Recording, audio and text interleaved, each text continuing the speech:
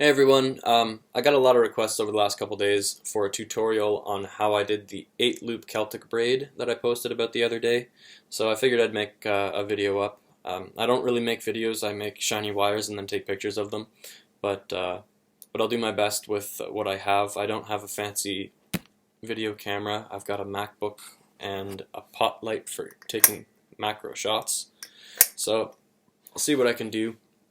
To start off, if you haven't done any braiding with wire, I would suggest looking up Squid Dude's video on the art of vaping on the vertebraid and starting there.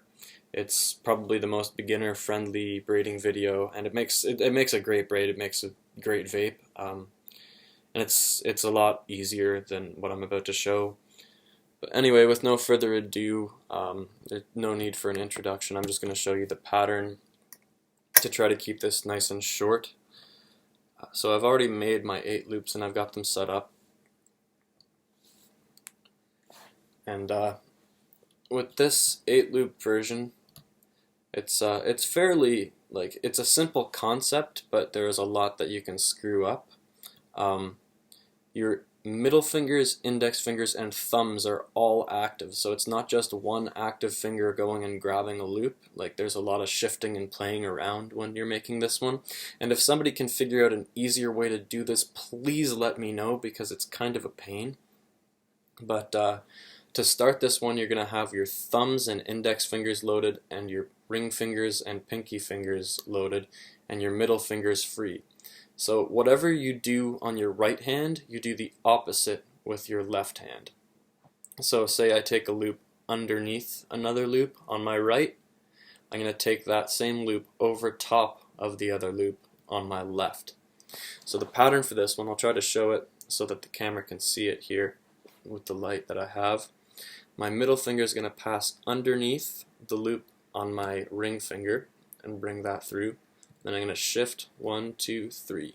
Then my index finger is going to pass over top of the loop on my middle finger. Then I'm going to shift 1, 2, 3. Then my thumb is going to pass underneath the loop on my index finger. Shift 1, 2, right? And because I started under on my right hand, I'm going to start over on my left. So my middle finger is going to pass over top of the loop on my ring finger. 1, 2, 3. Index is going to pass underneath the loop on my middle finger. Shift 2, 3.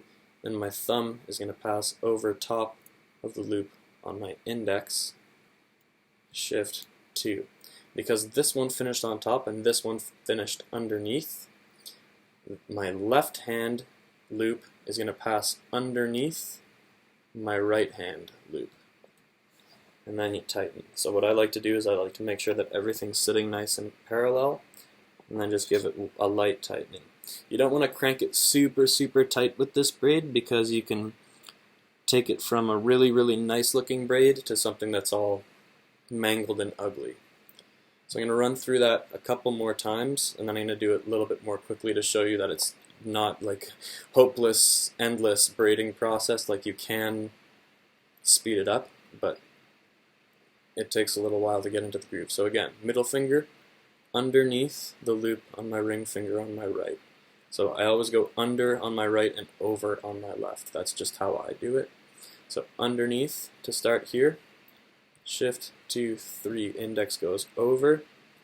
Shift 2, 3, thumb goes under. Shift 2.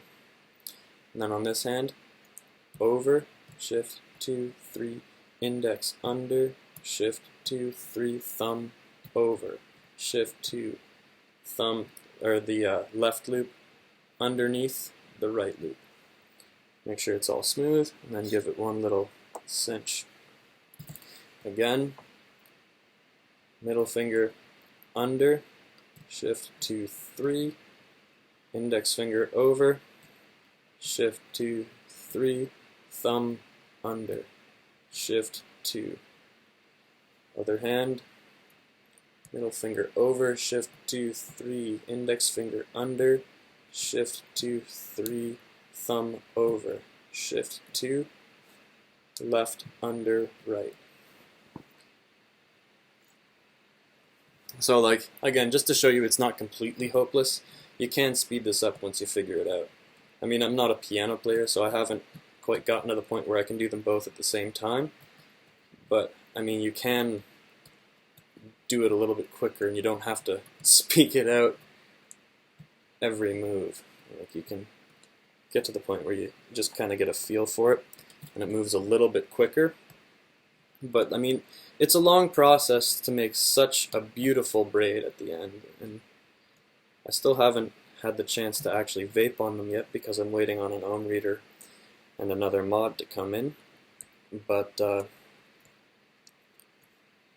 mean, if it vapes anything like any other braided wire I've ever had, then it's probably fantastic and full of flavor.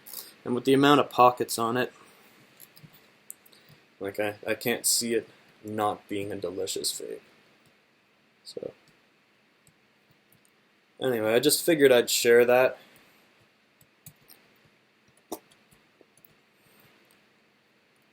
And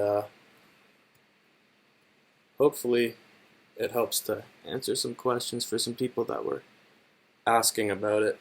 I am going to do another video on the for loop and on putting cores in these things, because they do look pretty fancy with cores. I'll throw a link in the description for the Art of Vaping video and for I don't know, a couple pictures on my Instagram to show you what the final product should look like.